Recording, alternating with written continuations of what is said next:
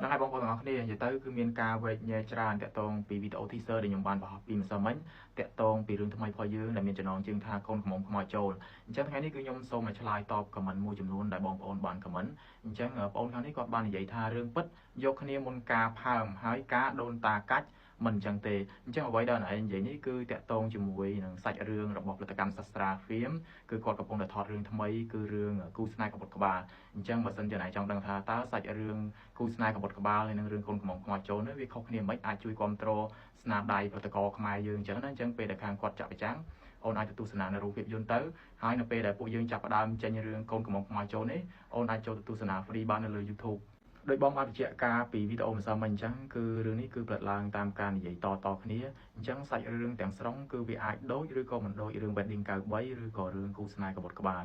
ហើយអ្វីសំខាន់គឺនៅក្នុងរឿងនេះគឺខ្ញុំសូមដាក់ឈ្មោះពិតប្រាកដនៃតួអង្គទេគឺយើងប្រើឈ្មោះផ្សេង